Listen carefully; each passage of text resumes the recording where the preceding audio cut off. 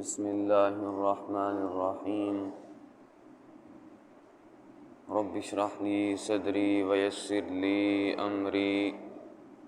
واحلل عقدۃ من لسانی یفقہوا قولی رضیت باللہ ربا وبالاسلام دینا وبمحمد صلی اللہ علیہ وسلم نبیا ورسولا مولاي صل وسلم دائما ابدا على حبيبك خير الخلق كلهم منزه عن شريك في محاسنه فجوهر الحسن فيه غير منقسم محمد تاج رسول الله كاتبة محمد صادق الأقوال والكلم محمد ذکرہ روح لأنفسنا محمد شکرہ فرد علی الامم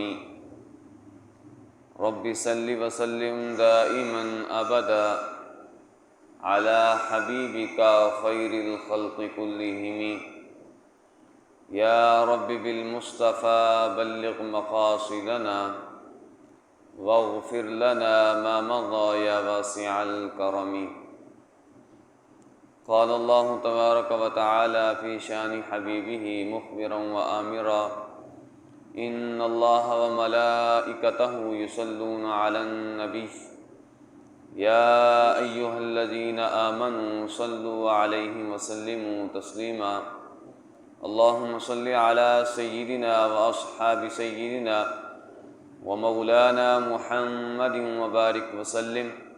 الصلاة والسلام عليك يا خاتم النبيين وعلى آلك وأصحابك يا خاتم المعصومين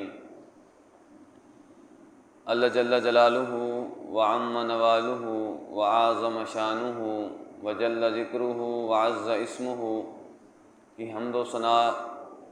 سرور کائنات مفخر موجودات منبع کمالات قائد المرسلین حضور احمد مجتبیٰ حضرت محمد مصطفیٰ صلی اللہ علیہ وسلم کی بارگاہ کے اندر اپنا ہدیہ درود و سلام پیش کرنے کے بعد دعا ہے کہ خالق لم یزل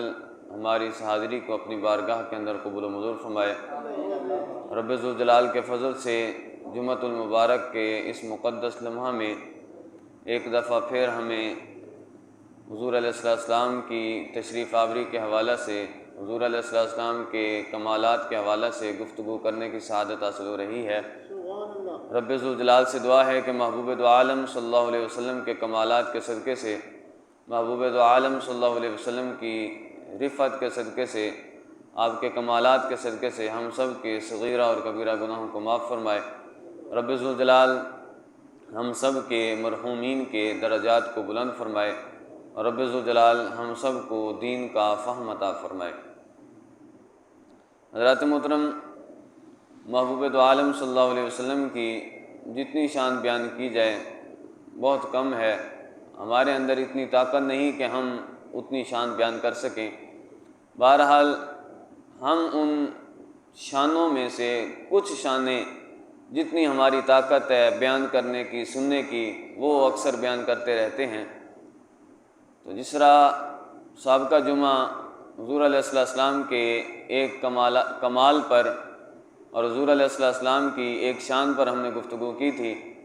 اس بار بھی انشاءاللہ قرآن پاک کے ذریعے سے قرآن پاک کی آیت کے تحت جو مفہوم بنتا ہے اس کے حوالے سے ہم گفتگو کرنے کی کوشش کریں گے۔ رب ذوالجلال قرآن پاک میں ارشاد فرماتا ہے یا ایھا النبی انا ارسلناک شاہدا ومبشرا ونذیرا۔ اب اس آیت میں ہر لفظ جو ہے اگر اب ہم اس کو الگ الگ نکالیں اور دیکھیں تو ہر ایک لفظ الگ موضوع ہے۔ اب یا ایھا النبی یہ ایک الگ موضوع ہے کہ رب ذوالجلال اپنے محبوب کو نبی کہہ کر پکار رہا ہے، اور نبی کا معنی ہوتا ہے غیب کی خبر دینے والا۔ اب پھر انا ارسلناک ہم نے آپ کو بھیجا، اب یہ الگ بات ہے۔ اور پھر آگے شاہد، مبشر اور نذیر، تین صفتوں کو رب ذوالجلال نے بیان فرمایا۔ سب سے پہلی جو رب ذوالجلال نے صفت بیان فرمائی وہ ہے شاہد۔ اب شاہد کا مطلب کیا ہوتا ہے؟ یعنی ہم اگر عام ترجمہ کرتے وقت جب پڑھتے ہیں تو لوگ یہی بیان کرتے ہوئے کہہ جاتے ہیں کہ رب ذوالجلال نے اپنے محبوب کو شاہد بنایا، مبشر بنایا، نذیر بنایا۔ لیکن حقیقی طور پر شاہد کا مطلب کیا ہے؟ شاہد کا معنی اور مفہوم کیا ہے؟ تو شاہد کا مفہوم بیان کرتے ہوئے بہت سے علماء نے اپنی اپنی آراء پیش کی، لیکن حضرت امام راغب اصفہانی رحمۃ اللہ علیہ نے جو مفردات کے اندر جو شہادت کا اور شاہد کا معنی بیان کیا، آپ فرماتے ہیں کہ یہ جو شاہد ہے، پہلے آپ یہ سمجھیں کہ شاہد کی جو ٹرانسلیشن ہے، جو اس کی تعریف ہے، ہم حاضر و ناظر کے ساتھ بھی کر سکتے ہیں۔ پھر آگے جب ہم مفردات امام اصفہانی کی جو کتاب ہے مفردات، اس کا جو جب حوالہ پڑھیں گے اور اس میں جب دیکھیں گے کہ انہوں نے کیسا معنی بیان کیا، تو پھر ہمیں سمجھ آئے گا کہ واقعی ہی شاہد کا معنی حاضر ناظر ہے۔ تو اب اگر یہاں پر حاضر و ناظر ترجمہ کیا جائے تو بالکل بے جا نہیں ہے، کیونکہ امام راغب اصفہانی علیہ الرحمہ فرماتے ہیں الشہود والشہادہ، مطلب ہے کہ یہ شہادت، شہود ہوتا کیا ہے؟ فرماتے ہیں کہ الحضور مع المشاہدہ، کہ بندے کا حاضر ہونا ساتھ ساتھ بندہ مشاہدہ بھی کر رہا ہو۔ مثال کے طور پر آپ یہاں پر حاضر ہیں، آپ حاضر ہونے کے ساتھ ساتھ شاہد بھی ہیں۔ وہ کس طرح؟ آپ مجھے دیکھ بھی رہے ہیں اور مجھے سن بھی رہے ہیں، حاضر بھی ہیں ساتھ ساتھ مشاہدہ بھی ہے،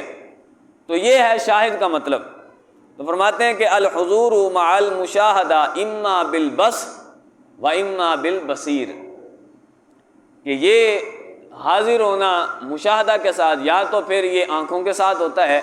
یا پھر یہ اندرونی بصارت کے ذریعے سے ہوتا ہے، کہ جو ایک رب ذوالجلال کی طرف سے عطا کردہ حس ہوتی ہے،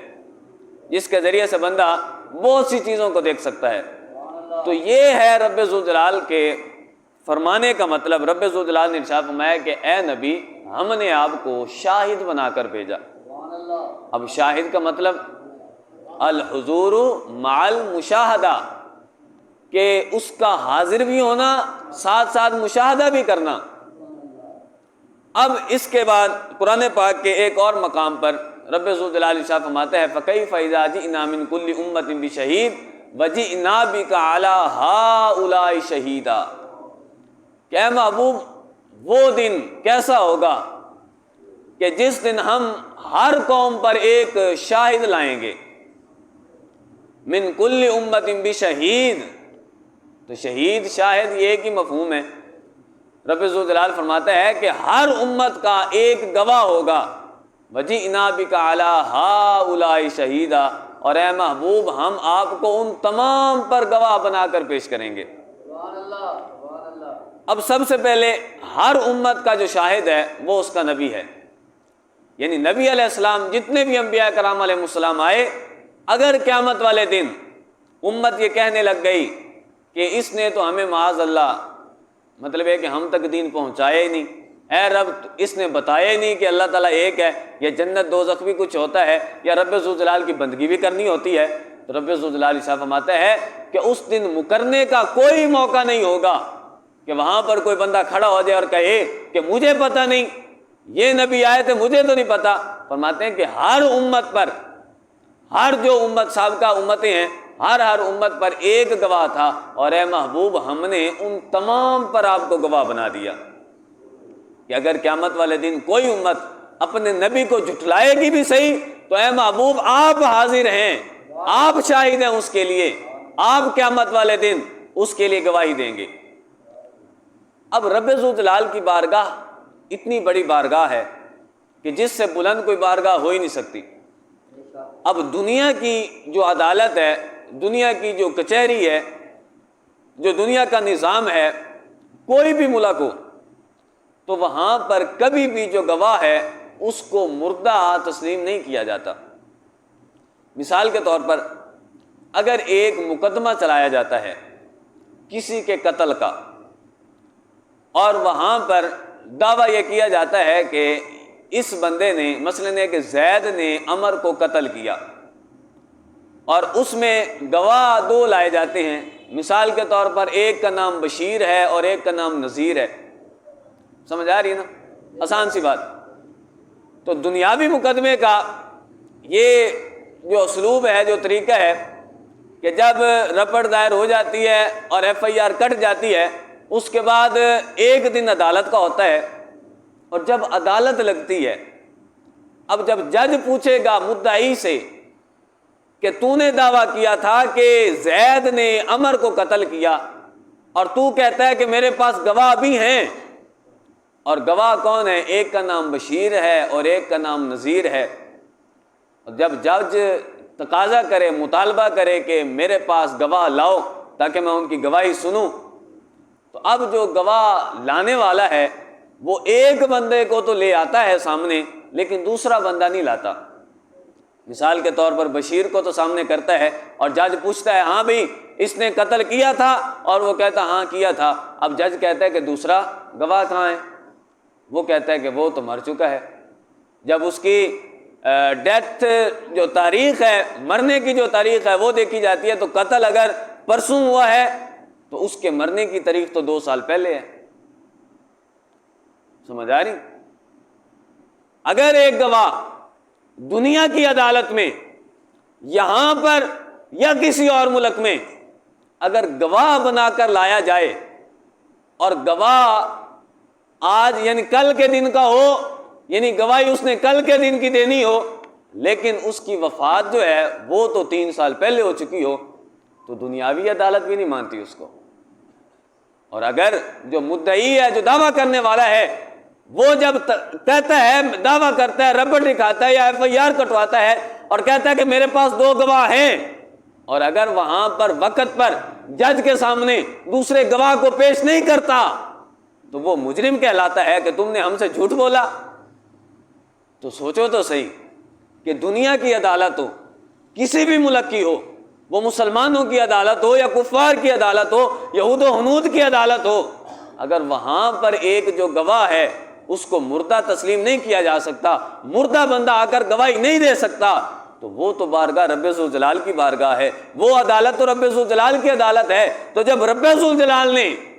قیامت والے دن کا گواہ اپنے محبوب کو بنایا ہو، اور آج امتی کہتا ہو کہ اس کو کسی چیز کا پتہ نہیں، رب ذوالجلال فرمائے کہ اے محبوب، ہم آپ کو تمام امتوں پر، تمام لوگوں پر گواہ بنا کر لائیں گے۔ اب گواہ تو وہ ہوتا ہے کہ جو حاضر ہو، گواہ تو وہ ہوتا ہے کہ جس نے دیکھا ہو، گواہ تو وہ ہوتا ہے کہ جو حاضر ہو، زندہ ہو۔ مردہ کیسے گواہ ہو سکتا ہے؟ یا نہ دیکھنے والا کیسے گواہ ہو سکتا ہے؟ تو ثابت یہ ہوا کہ اگر دنیا کی عدالت میں کسی کو گواہ بنانا ہو، اور گواہ کا زندہ بھی ہونا ضروری ہے اور گواہ کا عینی شاہد ہونا بھی ضروری ہے، تو کیا رب ذوالجلال کے محبوب کی یہ شان نہیں ہے کہ جس کو رب ذوالجلال نے فرمایا ہو کہ اے محبوب، ہم نے آپ کو تمام جہانوں پر گواہ بنایا، تمام امتوں پر گواہ بنایا۔ تو اس محبوب کی شان جب رب ذوالجلال یہ بیان فرمائے، اگر آج ایک اپنے آپ کو امتی کہلوانے والا، اپنے آپ کو مسلمان کہلانے والا، اور اگر یہ کہتا پھرے کہ محبوب دو عالم صلی اللہ علیہ وسلم تو معاذ اللہ مر کر مٹی میں مل گئے، تو کیا اس کی بدبختی نہیں تو اور کیا ہے؟ تو حضور علیہ السلام اپنے جسم اطہر کے ساتھ، کیونکہ انبیاء جتنے بھی ہوں ان کو بھی اجل آنی ہوتی ہے، ان کو بھی اجل آنی ہوتی ہے، موت آتی ہے، لیکن فقط آتی ہے، بس ایک لمحہ کے لیے جو تقاضا بشریت ہے اس نے پورا ہونا ہوتا ہے، لیکن اس کے بعد ان کے کمالات، ان کی طاقتیں، ان کی جو وسعتیں ہوتی ہیں وہ مزید بڑھا دی جاتی ہیں۔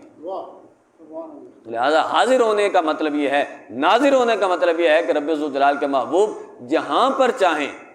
جس امتی کے پاس جانا چاہیں وہاں پر حاضر ہو سکتے ہیں، اور اپنے روضہ اطہر میں، روضہ اقدس میں جس بندے کو چاہیں دیکھ بھی سکتے ہیں اور اس کے پاس جا بھی سکتے ہیں۔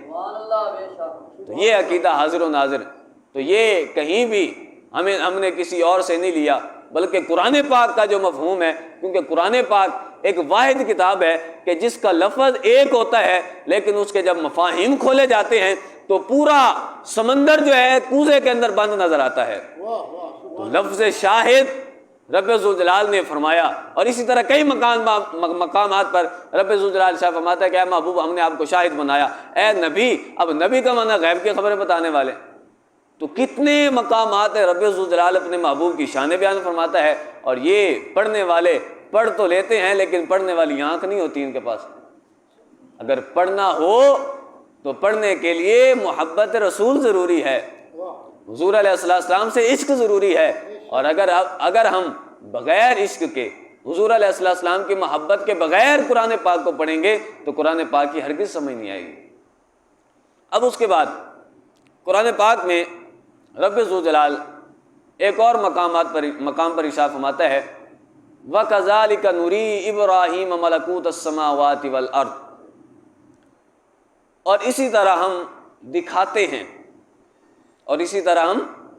دکھاتے ہیں ابراہیم علیہ السلام کو زمین و آسمان کی بادشاہیاں۔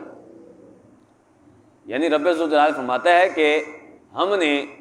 حضرت ابراہیم علیہ السلام کو، یعنی ہماری شان یہ ہے، اور اپنے نبی کو اتنی ہم نے شان عطا فرمائی ہے کہ ہم ان کو زمین و آسمان میں جتنی بھی چیزیں ہیں، جو چیز رب ذوالجلال کی سلطنت کے تحت آتی ہے، جو چیز رب ذوالجلال کی بادشاہی کے تحت آتی ہے، ہم ان کو دکھاتے رہتے ہیں۔ اب رب ذوالجلال نے یہاں پر ارانا نہیں فرمایا بلکہ نوری فرمایا، اور عربی کا گرامر سمجھنے والے یہ جانتے ہیں کہ ماضی جو ہے یہ اس کے اندر وہم ہوتا ہے انقطاع کا۔ مثلا یہ کہ میں اگر کہوں کہ میں نے جمعہ پڑھایا اور ایک ہے میں جمعہ پڑھاتا ہوں، اب جمعہ میں نے پڑھایا، اس میں انقطاع کا وہم ہے، ہو سکتا ہے کہ میں نے ایک ہی پڑھایا ہو اس کے بعد نہ پڑھایا ہو، اور ایک ہے میں پڑھاتا ہوں، ایک ہے ماضی اور ایک ہے مضارع۔ امام تفتازانی علیہ رحمہ تفسیر کبیر میں فرماتے ہیں کہ رب ذوالجلال نے یہاں پر ارانا نہیں فرمایا بلکہ نوری فرمایا کہ کہیں وہم انقطاع نہ آ جائے، کہ وہاں پر کوئی یہ نہ سمجھ لے کہ اپنے نبی کو رب ذوالجلال نے شان عطا تو فرمائی، زمین و آسمان کی بادشاہی دکھائی تو صحیح لیکن ایک مرتبہ، نہ بلکہ رب ذوالجلال صاحب فرماتا ہے وَكَذَلِكَ نُرِي، جو تجدد پر دلالت کرتا ہے کہ ہمیشہ دکھاتے رہتے ہیں۔ اب حضرت ابراہیم علیہ السلام کون ہیں؟ رب ذوالجلال کے محبوب بندے ہیں،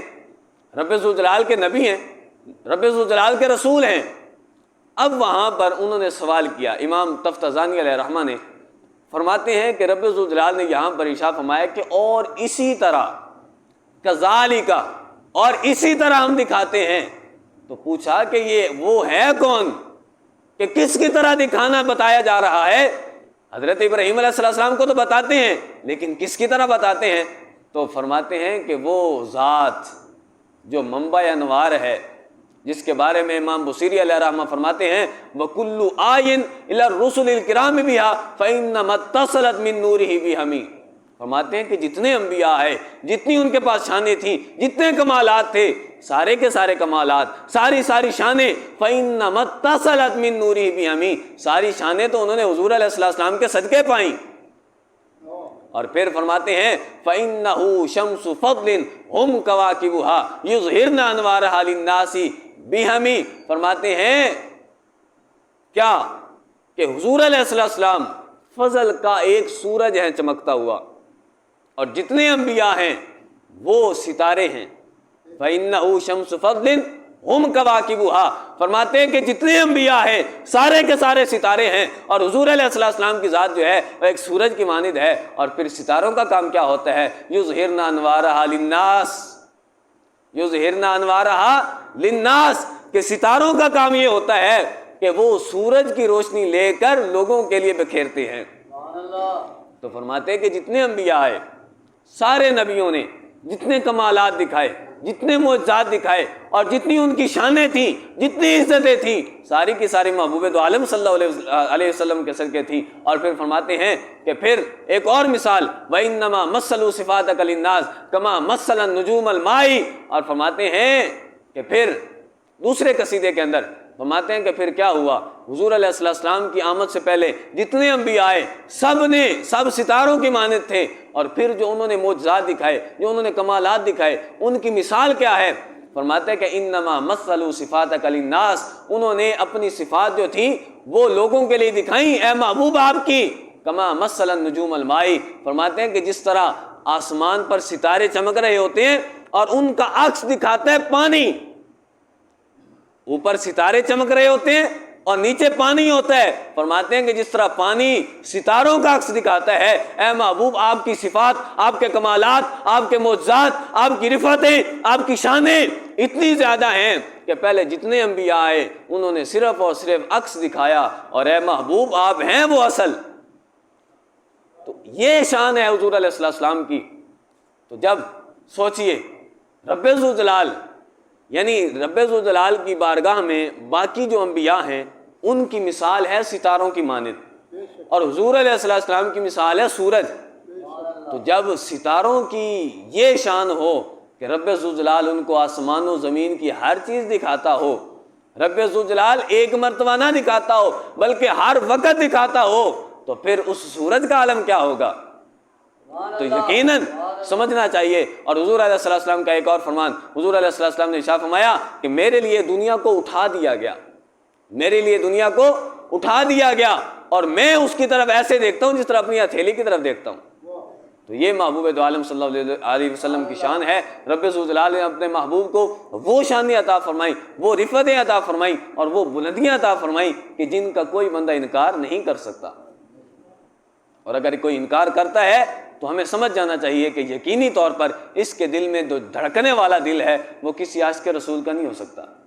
کیونکہ حضور علیہ السلام کی شان سمجھنا کسی عام بندے کا بس نہیں ہے۔ شریکوں سے کیا سمجھتے ہو شانوں کا؟ شان تو وہ بیان کرے جو اپنے ہوں۔